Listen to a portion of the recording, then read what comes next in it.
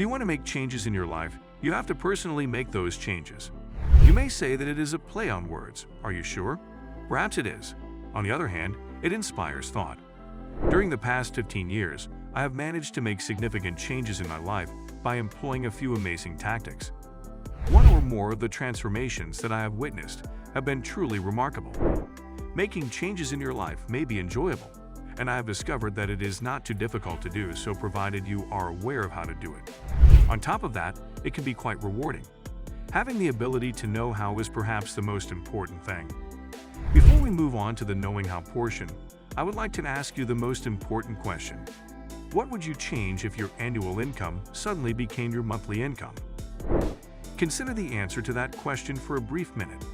You should make a mental note of the kind of thinking that you instantly got involved in as a result of that inquiry, since it may have ranged anywhere from an immediate rejection to a highly favorable mental response. Because your conditioned mind is the one that is reacting, the style of thinking that was prompted by the question is one that should be taken into consideration. To what extent did you immediately consider that to be absurd? It is impossible for something to occur or go do. I think that would be a fantastic idea. Regardless of the response you provided, you should put that aside for the time being so that you can return to the main question a little bit later. What I am about to share with you is not something that I picked up in school or college, nor is it some bizarre esoteric secret that I have been keeping to myself. I'm about to share with you my practical experience, which includes both the things that I have done in the past and the things that I am doing right now. Allow me to begin by stating that being happy, healthy, and wealthy is a normal state of life for you and me, and everyone else who wants it, and whose mind is open to a few simple suggestions. Thank you for allowing me to begin with this statement. If the solution is so straightforward, you might be wondering why there are so few individuals who are able to take pleasure in living a decent life. I feel that the answer to that question was provided many years ago in the book Man's Search for Himself, which was written by Ronald May, a renowned psychiatrist. This is a question that deserves to be asked. According to him, the antithesis of bravery in our society is not cowardice, but rather conformity. People behaving in the same manner as everyone else without even knowing why they are doing it or where they are heading. In order to start living a decent life, you need to have bravery. Take a step back from the crowds and get some space. It is imperative that you start expressing your individuality as a human being and start making use of the potential that God has bestowed upon you. Consider this for a moment. We are currently in the midst of the golden years, which is a moment that we have been working towards for thousands of years. This time could be considered the most prosperous period in the entirety of human history. For the purpose of gaining insight into our capabilities, we can only consult two sources, the scientific community and the religious community. Both of these domains make it abundantly evident that humans do, in fact, possess a limitless potential. Those who are the most knowledgeable among these would not even be able to speculate on what you and I are capable of doing. On the other hand, 90% of the population has not achieved financial success despite having lived for 50 or 60 years. Perhaps you are under the impression that money is not everything. Certainly, it is not the most significant thing in life, and you are absolutely correct in saying that. However, the reality is that money has an impact on every aspect of our lives that we choose to consider to be significant.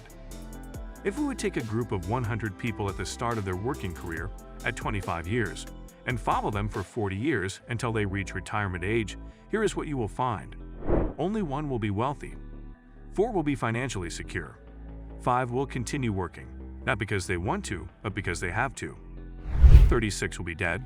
54 will be dead broke, dependent on meager pension, relatives, friends, and even charity for a minimum standard of living. That is 5% successful and 95% unsuccessful. The actuarial section of any big financial institution will verify the correctness of these numbers, despite the fact that they are frightening. How come? The fate of these individuals is unknown. Why were there so few people who made it? What happened to their goals, their dreams, and the plans they had drawn up? In addition, why is there such a significant gap between the things that these individuals have planned to do with their lives and the things that they have actually accomplished? What prevented them from moving forward? Give close attention. The answer is going to be provided to you by me. They took the pledge, and that is it. It was a conformity. Following the enormous throng, they came to a stop and fell in line. It was the wrong organization that they followed.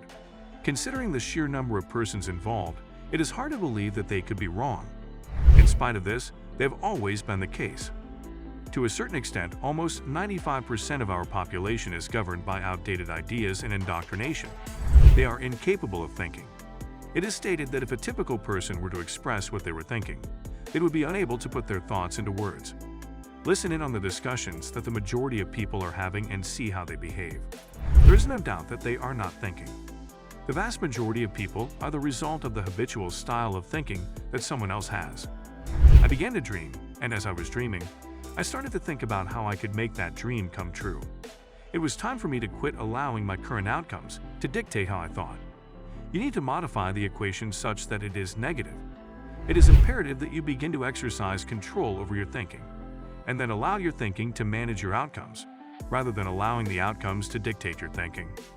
Before I was able to gain an understanding of the truths that I have just revealed with you, my life was merely passing by, and I was unable to determine what it was that I was truly yearning for.